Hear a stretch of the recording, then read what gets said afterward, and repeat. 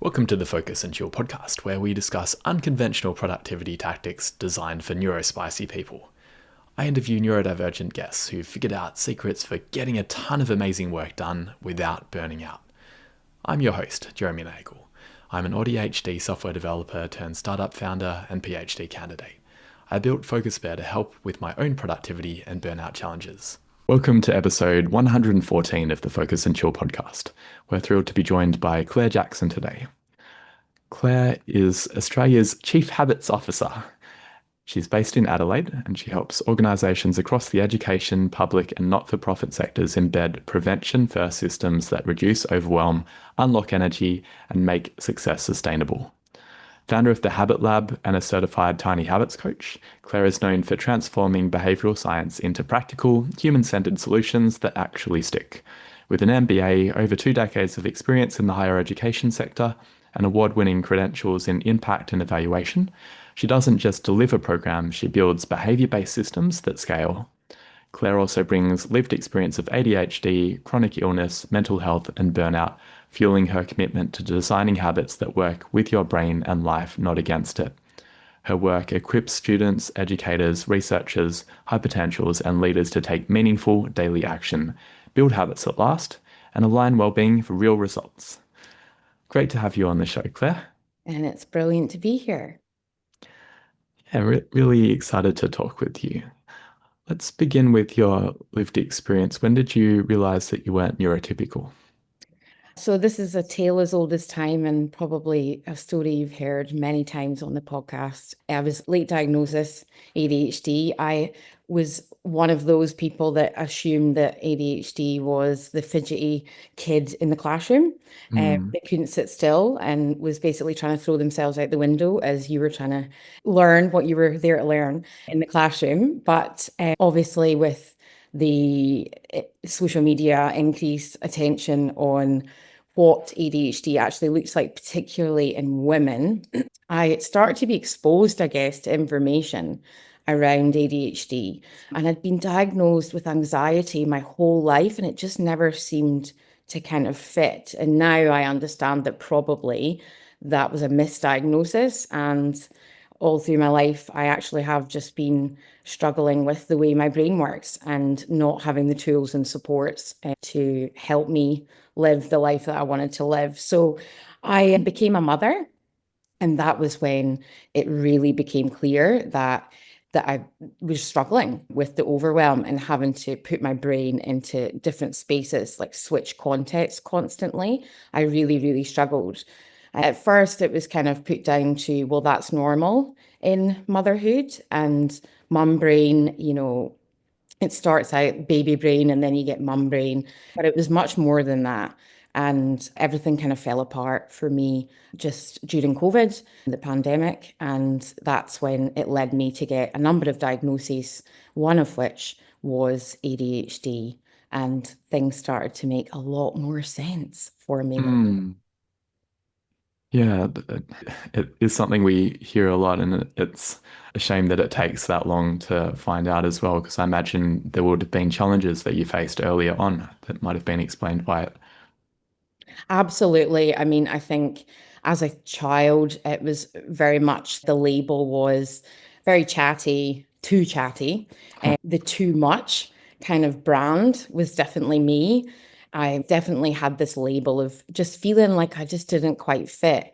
And because my behavior there was no pattern to it. Like I couldn't really explain what was going on in my brain, and I couldn't communicate because ultimately, we're 62 steps ahead often in where we want to get to in terms of what we're trying to say, but we don't take people along the journey with us. So I felt constantly misunderstood as a child. I could never communicate my emotions.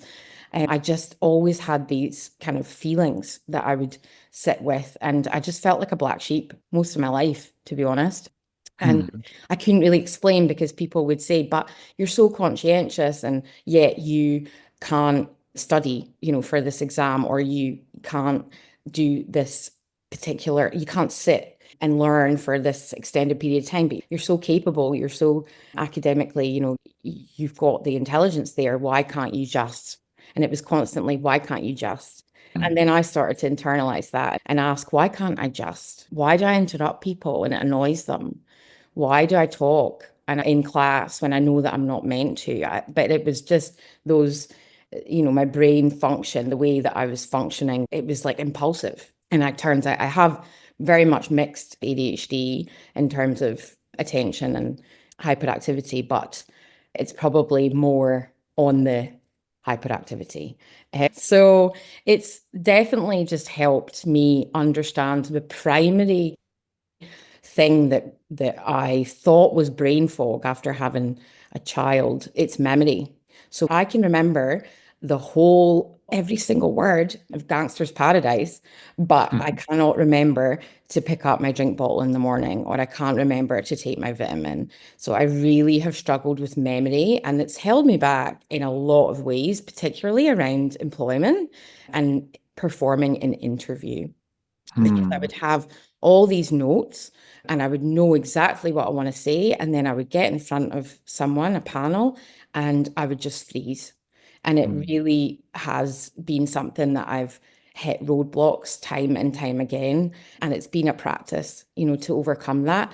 When the pandemic hit, it was actually a gift because everything moved online, which meant that I could have my notes Ah. and so things like this, I have Mm. my dot points. And obviously, this is very conversational and it's lived experience. So it's a lot easier to talk from that place rather than it's kind of fictitious case studies that you're having to give or remember examples that you've kind of just written up and had to memorize.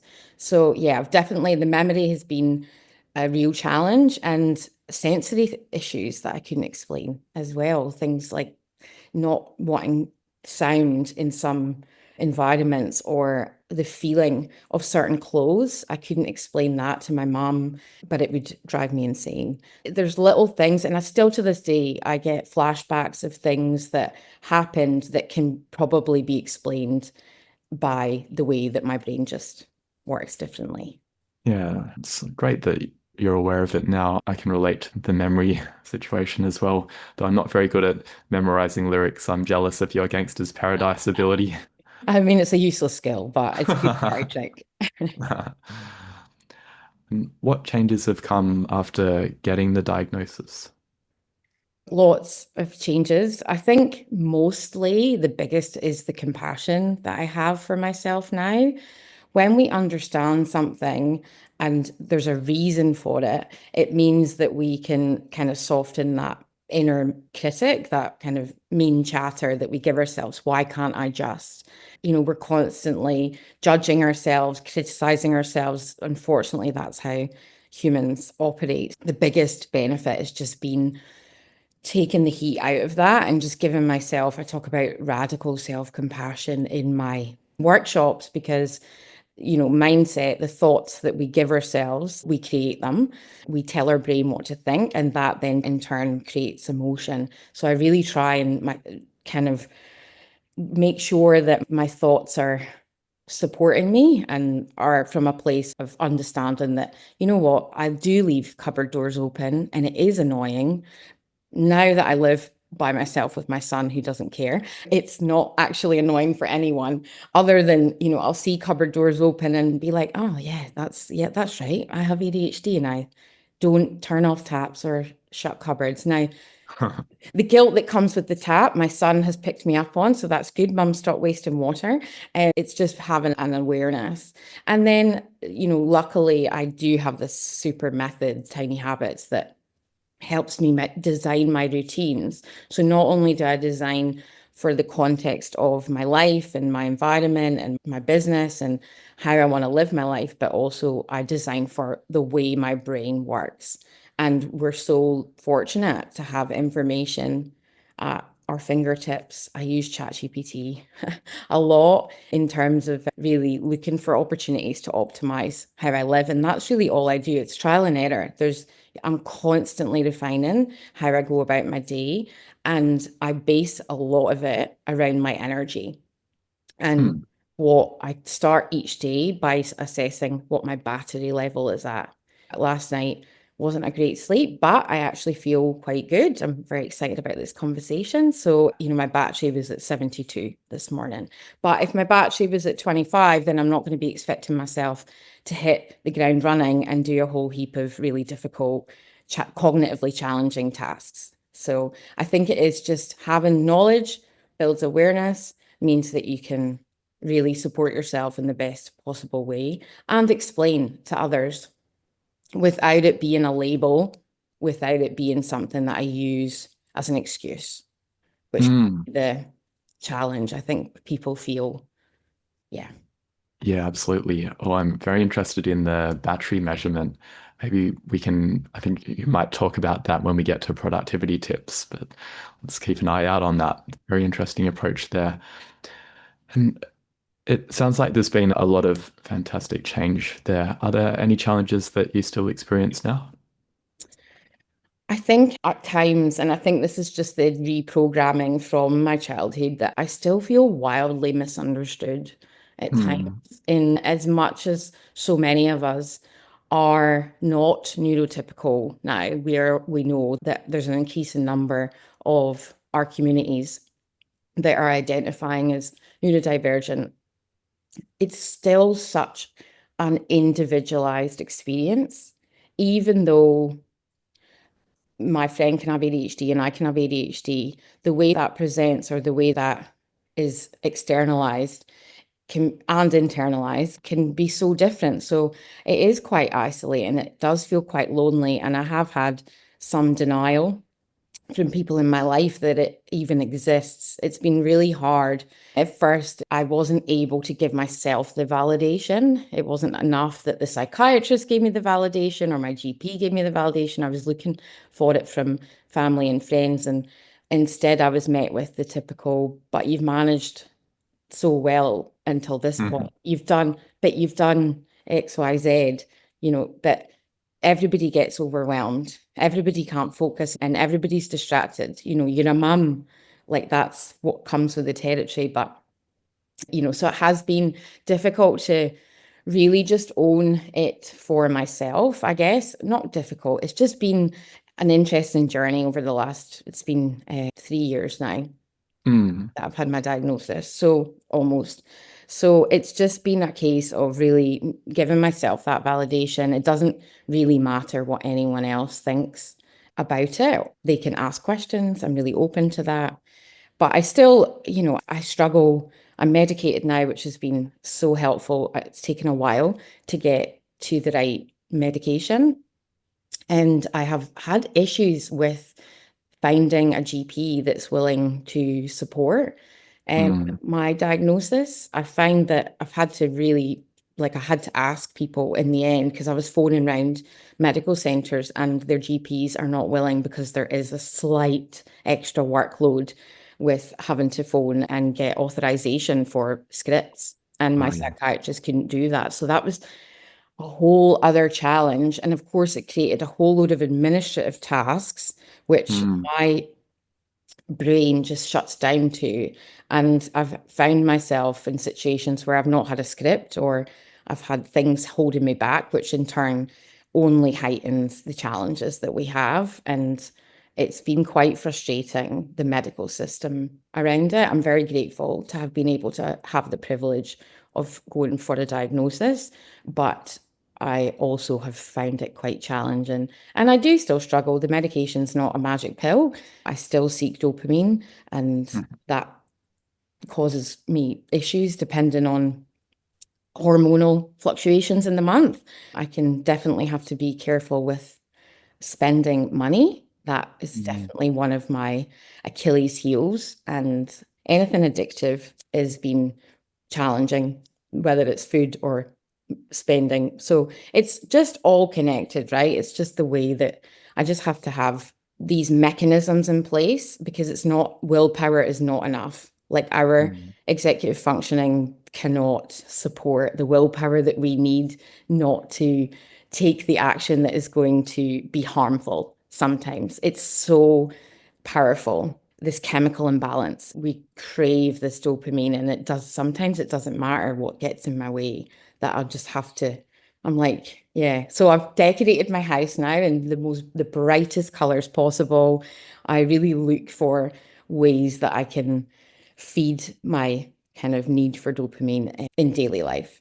And the experience with family members denying it, I find so interesting because I think I encountered that with some of my family members. And I think the reason is they're the same. And they're like, but everyone is like that. Everyone gets distracted because they're just projecting about their own experience there.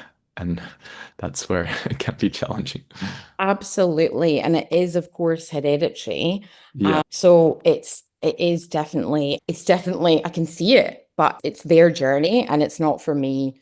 I'm really careful about what I say because actually I know when it can be quite harmful for people to be diagnosed in passing. So I Mm, try and make sure I'm not commenting on mm, their cognitive functioning and I just focus on my own. But absolutely, it's definitely triggered in. And I know that, they didn't want to go down that route for a diagnosis, but for me, it's been life changing. And I'm so glad that I'm at this place where I'm just able to improve my life and the quality of my life and the quality of people in my life as well, because I can be difficult.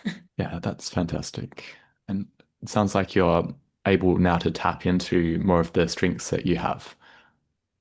Absolutely. I think so. I really look at it. I think we talk about superpower. There's superpowers and hidden in neurodiversity, but I don't quite go down that altruistic route with it. But I definitely do have strengths that I very much harness in my day to day. And I kind of use these strengths in three kind of key areas of my life. The main one is probably in my career and my business, leveraging hyper focus, what that looks like. I kind of have looked for patterns that I can leverage and know. Typically, I do use data quite a bit. I track quite a lot so that I can see the days.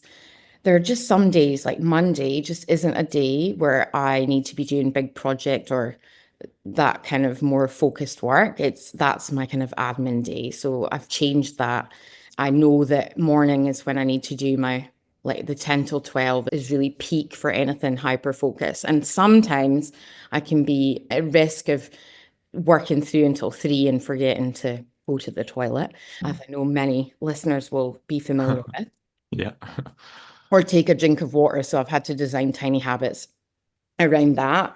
But yeah, hyper focus is definitely something I leverage and being able to design habits that mean that we'll talk about it when we get into productivity, but really just breaking things down, making it manageable, tiny, all of the components of a successful routine.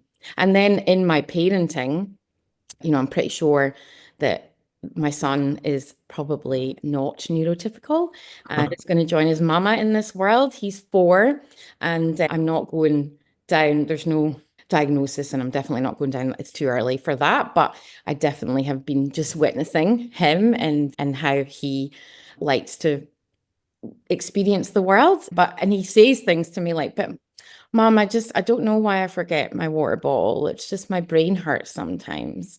And bless him, I, I love that he's able now to put words to it. But we design our life so that we can really help each other and do things like a checklist before we leave the house. And he'll say, Mom, you've not got your car keys or whatever it is, or you've forgotten to put my shoes on. I'm like, okay, yep, that would help.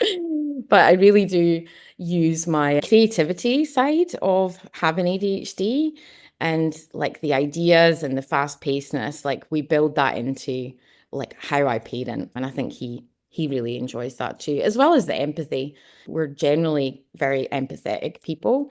And I think that makes me a better mum. And then it is fueling my passion for self-development and growth and understanding myself and helping others understand themselves so that we can have this like blueprint for ourselves that we can kind of just not save energy for the things that matter and not have to spend our time just fighting against how society's set up. it's just not set up for us. And I do leverage it for my growth. And I like to find ways to outsource as much as possible that I can that is going to be painful for me to manage. So anything paperwork wise or even cleaning, like I really make sure that I use my energy for the things that where I'm going to be able to create some magic and not expend precious energy and time on things that I find so much more difficult than the average person. A wise approach. Doesn't always work, but that's the idea. Claire, you were mentioning leveraging your hyper focus for your work. Can you tell us a little bit about some projects that you might be focusing on at the moment? Yeah, sure. So, a couple of exciting projects that I'm doing at the moment. I've been running Tiny Habits workshops in the education sector, mostly, primarily with PhD students like yourself, Jeremy, but now more broadly into teachers and undergrad students to support them with building routines that can help avoid burnout, but also help them move towards their goals. And I've been doing these workshops in person or virtually for the last couple of years. But consistently, what the feedback has told me is that people feel super motivated after a workshop, half day or a full day. They feel really inspired. They've got the tool. They're like, yes, I'm ready. The momentum's there. And then day 3, 4, 5, where's the support? Where's the follow on? And I know from the data, from the research into behavioral science that accountability and ongoing support, it makes you 95% more likely to succeed with changing a habit. It's why going to the gym yourself, it's so much more difficult to get yourself there. But if you have a personal trainer waiting for you at the other end, you're going to go because there's someone there that's holding you to account. So I'm transitioning my offerings, my suite of products into two main pathways. One is going to be a self-led digital course, so bite-sized modules. It's going to be really practical, tangible, just on the go. You can access me in your ear, giving you some motivation and some tools that you can apply into your study, your work, your life. And so that's one pretty big, meaty project that's going to involve a lot of development, outlines, materials, tech, lots of moving parts. And then the other aspect, the other program I'll have available is coach led. So a more facilitated, intensive, time bound program that will have me as a coach. There'll be peer to peer mentoring and accountability. And for either 30 days, 6 weeks, or 10 weeks, we'll work together as a group towards a specific goal that cohort is working on. So that's the model. I'm moving away from one and done. And this means that alongside the delivery of my workshops as they are now, alongside travel, alongside being a single mum, alongside I also still do consultancy work in the higher education sector on projects like in skills development, employability. So I'm managing all of these kind of spinning plates, I guess. And this is where hyper focus is critical because I need to use these kind of time-bound ring-fence chunks of the day to get really into moving the needle on certain parts of these projects. I find it really difficult to stop-start. So when I'm in flow, I have to keep going, or it takes me so long to get back into flow. And again, it doesn't always work, and I can't protect my time, especially as a parent. Things happen, there's disruptions, there's sick kids, there's childcare phone calls, but it's really helpful when I use a lot of time blocking methods and a lot of planning tools to make sure that I am moving things forward iteratively across all of these different parts of the business. Nice. That sounds like a really wise approach with having both the workshops and the ongoing support. And it sounds fun having the different types of things to work on. What do you get up to when you're not working? I spend a lot of time balancing my time, alone time, I really need this. I'm very much an ambivert where is that the word, ambivert? Yep. Where I can get energy from being by myself and also with people. So I try and balance my time solo by myself. Very much looks like being out in nature, making sure that I'm getting my vitamin D. I live right by the beach, which is such a privilege, and I just pinch myself every day that I managed to move here. So I spend a lot of time really regulating my nervous system. I've taken up yoga lately because I am in this constant cycle of ideas and just my brain is a million miles an hour. I'm really focused on the yin to the yang of that and trying to make sure that, because I have experienced burnout a couple of times, that I'm nourishing my body, my health. I have a chronic illness, so it's really important for me to do that, and I've got that kind of reason there to remind myself, like, no, you need to rest. So I'm also very much a social gal, and that's been something I've loved. Moving over to Australia 8 years ago is kind of creating new communities. So I've actually started a little group this year. It's called the Year of Fun Club. It's mainly full of mums, and I spot things that are happening, like ocean dips or jewelry making workshops or festivals, and I'll just put it in the group, and whoever wants to come joins me at these things to kind of build some fun. And it's not, it can be difficult to make time for that. So it's important, though. Connection is really important for mental health. And then I spend a lot of time traveling, and I do that as much as possible. I just got back from a week in Bali where I worked over there as a digital nomad, I think the Gen Zers call it, and just was in a cafe working with my best friend who's also a business owner. And yeah, just making sure that I'm out experiencing the world. Coming from Europe, we were very fortunate to have countries on our doorstep in my 20s, and now it's quite isolated over here, but Australia is a stunning, stunning country. So I make sure that I spend as much time as possible, and every month I tend to kind of either be traveling for work or traveling for pleasure. So I guess that's how, I spend my time. And Claire, before you mentioned some really interesting productivity tips like finding accountability partners and groups. Can you tell us a little bit more how you optimize your productivity? Absolutely. So I guess it all starts with this energy check-in at the start of a day. That's been something that's really changed the game for me, so that I'm not trying to fit a round peg into a square hole. Or I think I've mixed my metaphor, but you know what I mean. I do that as well. But I make a joke of it, so it's good. It's like a bit that I have in every single workshop. I'm renowned for mixing up a metaphor. Anyway, I start with a check-in so that then I can modify what I need to in the day. And so if I have, had a really terrible sleep, or I've been worried or something, it's just I'm not feeling right. Maybe I've got lupus, so maybe I'm experiencing some symptoms. I will amend. I'll have a look at my day and then kind of assess, like, can I actually have all these meetings? Could I work from home? Like, I'll basically have a little mini strategy session with myself and really map, like, what I've planned out and expect of myself. Is it feasible given where I'm at?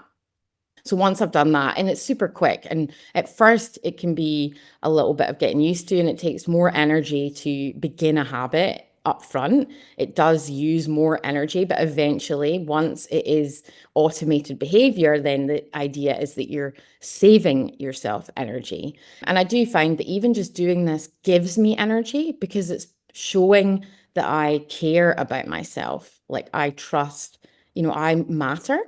So by doing something where I'm like, I'm not just existing to please others or to fulfill an obligation, I'm existing to live a life that is aligned with me, my values, and how I want to experience this one precious life that we have. So I'll start there. I have so many things that I have embedded into my week. So there'll be weekly things that I do in order to set myself up for success. I have found that finding a diary or a way of organizing your tasks and your time that works for you. There's not one that's going to work for your brain. I think it's really important to say that, but finding one that works for you is a game changer. So I found one finally. It's taken me years. I've got like, honestly, every year up until 2 years ago when I found this, I've probably got 4 or 5 started diaries or calendars for each year that I've done for a month and then they've fallen by the wayside. But the Curation, it's a company called Curation, and they have different sizes of diary. I have the A4 because it's lots of space, but it is fantastic. It's been a game changer. So I map out my kind of master list of tasks on a double page spread, and then I transfer those tasks into each day based on what other commitments I have. And because of my co-parenting schedule, it can be quite tricky. Every single week is different. It's not a week on, week off. It's every single day is different. Plus, he's at kindy, which is shorter days. And some weeks I have that pick up and drop off, and some weeks I don't. So there's lots of moving parts that I really have to be across it if I want to optimize my time. So I've set this system up. At first, it was tricky, and it's been iterative, but it's been just life-changing because now I feel like I've got a process that I can use weekly and then daily. And it does map to the science of what we know works in terms of we overestimate what we can do in a day and we underestimate what we can do in a year, right? So I've found that this helps me just manage my expectations. Having top 3 non-negotiable things to start that I would want to complete, for example, is really important. 3 things it has, and then I can go into my master list, and if I get those 3 things done, I can go in and take things off of the other days. Or maybe I give myself the gift of rest, and rest is a strategy. Rest absolutely is something that needs to be built in. I have start my morning in a very specific way to set myself up for success. I manage my day in a very specific way and structure, but with lots of flexibility in there. There's, menu of things. It's very much like choose your adventure, design your life in a way that feels good for you. And you mentioned body doubling there, accountability. So they're 2 different things, but I definitely leverage those tools for days when I know I'm going to struggle, like I'm particularly distracted or dopamine seeking. I'll take myself to a co-working space. It's $10 a day. I've just got people around me, and for whatever reason, it means that I'm not walking into a room and not knowing why I'm there, or putting a podcast on when it's not really what I should be doing. Yeah, so I could talk about this. This is why I deliver programs in it, because I could talk about this for days on end, but lots of things that we can do. And I love listening to your podcast because I get lots of ideas from other people and things that they do. I'd love to hear more about the energy check-in at the start of the day as well. How do you come up with a percentage for that? It's very intuitive. It's how do I feel is one of the questions. And then what do I need right now? So I use that question actually all day long, what I need right now. And it's a way to remind myself often to drink water. Like I've just asked it and I've noticed that I'm thirsty. It's a prompt, right? What it is a prompt to get my kind of thought process into, okay, what's the action I'm going to take today to support my health, my nervous system, my existence as a human being, and not just a human doing. So it is very intuitive. I guess you'll have your own baseline. My 60% won't be the same as your 60% or the same as Joey's 60%. But what does it mean to you? And we are meaning making machines. We get to kind of decide that. And just because I have a 20% day doesn't mean that I'll snooze the alarm necessarily. So I still choose to show up with whatever I'm very intuitive led. And I think that's our like second brain that I leverage And then I go into my morning practice, which is I call it my morning ritual rather than routine, because my brain really rejects the word routine because I hate doing things over and over again. Standard. So my morning ritual, and I tailor my morning ritual based on what my battery level's at. So what my energy level is at. I know if I'm 90% already, I maybe don't need quite as much to get me set up for the day and my mindset or my body. Yeah. Claire just had a drink of water. I'm actually feeling pretty thirsty too, so we're going to take a quick break and we'll be back with you. The Focus and Chill podcast is brought to you by Focus Bear, a focus enhancement app for ADHDers. Staying on top of tasks is easier than ever with Focus Bear's new To-Dos feature. Record a voice note describing what you need to do, and Focus Bear's AI will turn it into a structured set of subtasks and automatically prioritize it for you. You can also take a photo of the paper to-do list, and the AI will work its magic. I'd love for you to try it. You can jump onto focusbear.io or just Google Focus Bear and try it out. Let me know what you think. All right, we're back from the break. We're hydrated and we were just about to touch on morning rituals. So keen to hear about how you begin your day, Claire. I love talking about morning routines or morning rituals, and it's something that I help people do in my workshops to set themselves up for success and really make the most. Win the morning, win the day is something you often hear, but we actually know from the science that it makes a huge difference to how we go and experience our lives if we can make sure that we start from a positive place in the morning. So I work on my morning ritual.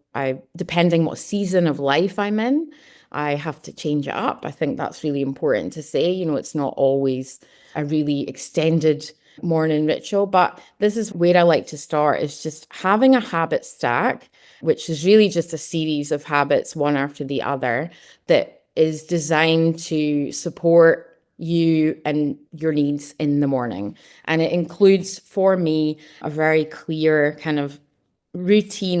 There's a routine part of it that means that I'm not wasting time. So I would find that I'd get up in the morning and I would walk into different rooms and not really know why I was there. And it would just take me so long to do everything because I wasn't really thinking through methodically like what I had to do to get ready to get out the door. So there's the functional part of my morning routine, which is I get up at the same time, mainly every day, which is 5:58 a.m.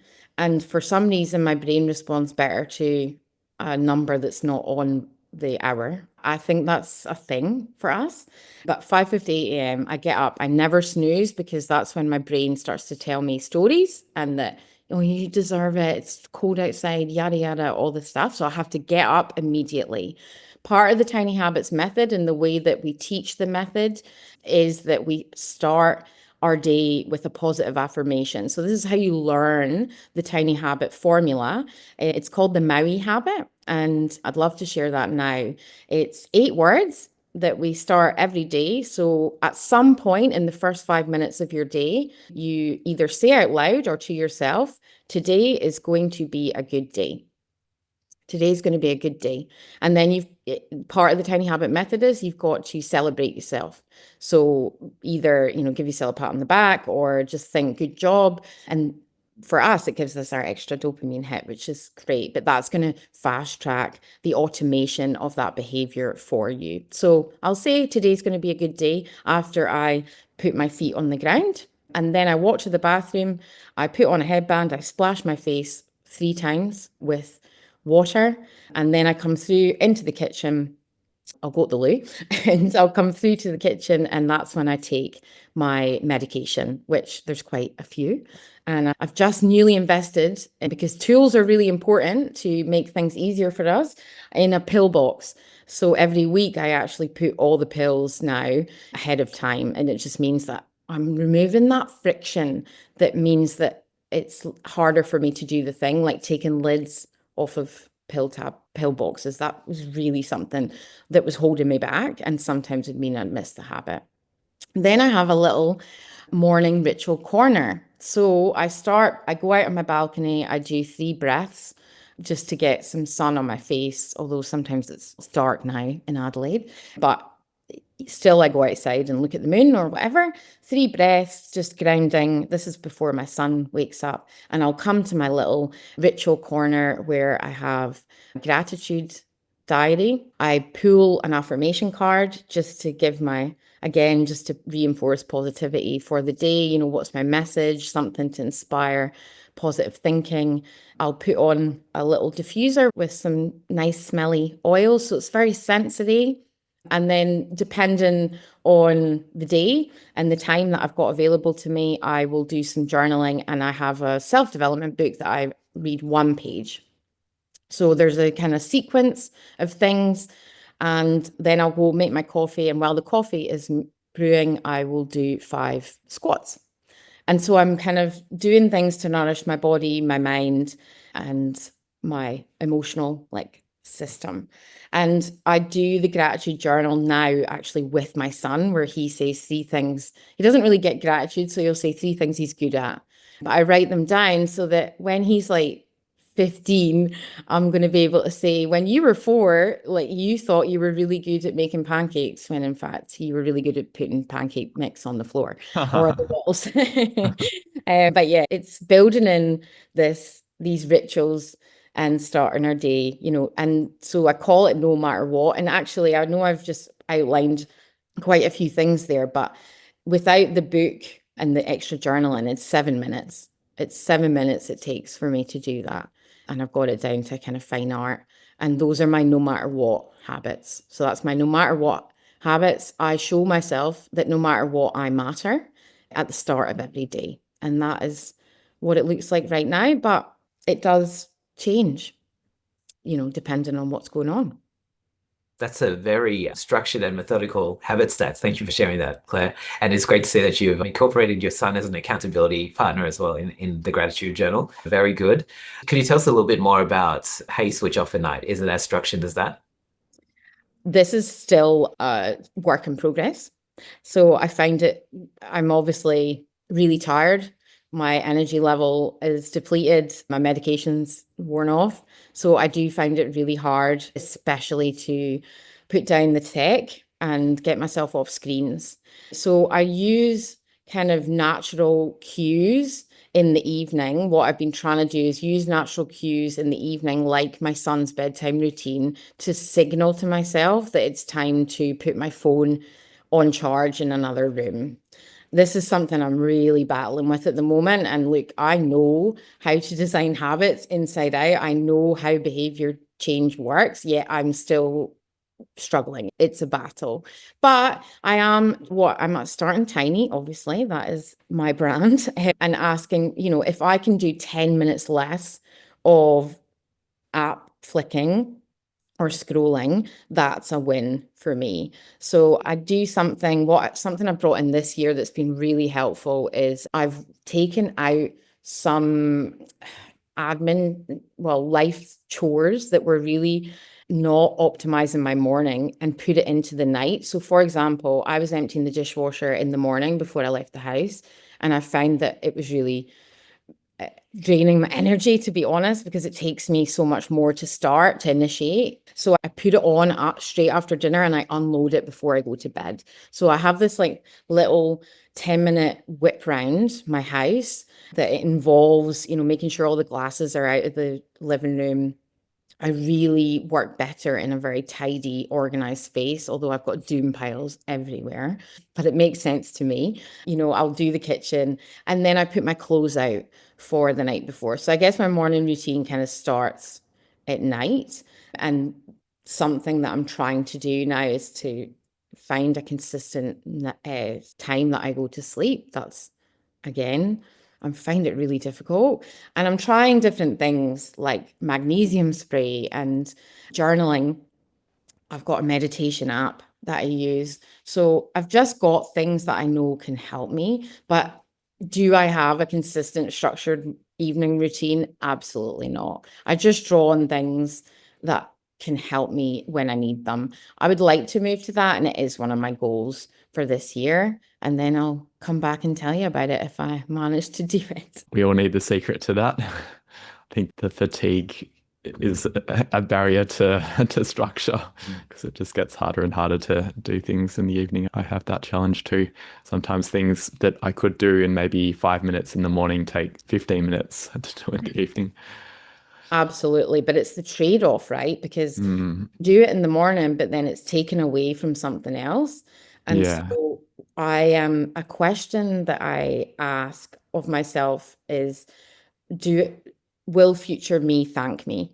So will future me be thankful? Is it going to hurt future me if I don't do this thing now, or do I leave it till tomorrow? And I'm like, nah, I want future me to have a really high vibe morning. I don't want future me to have to clean that pan that sat in the kitchen sink.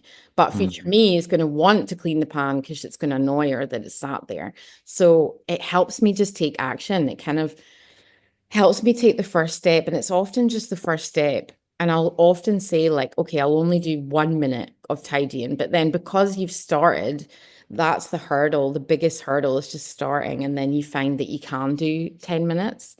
That's the whole premise of the tiny habit method, is how do you just get yourself to take the first step? And mm, that's where we often have the biggest barrier, right? yeah, totally. Well, it's been really nice talking with you, and we're keen to tell listeners about your new website, which I believe is launching. Well, it will have launched by the time this episode comes out. Where can people connect with you? Absolutely. Well, I hang out a lot on LinkedIn. So Claire Jackson is how to find me there. And I post daily lots of tips and tricks around building better habits for your life. But my website is thehabitlab.com.au. And I'm on Instagram now, very newly back on Instagram after a hiatus, at Chief Habits Officer. And I'd love to connect with everyone there. Well, Claire, it's been wonderful having you on. Do you have any final words or asks for our audience? Someone once said to me, you don't have to justify your brain to people unwilling to understand it.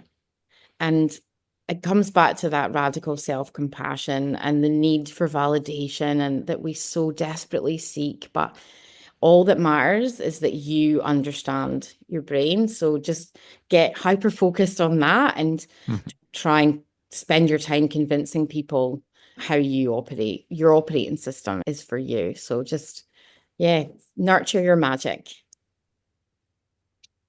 Wonderful. And we'll wrap the show with that.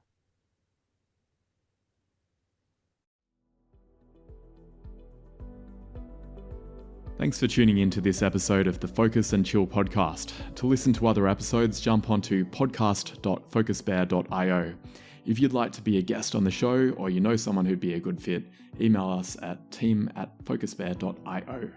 Otherwise, stay focused, stay chilled, and peace out.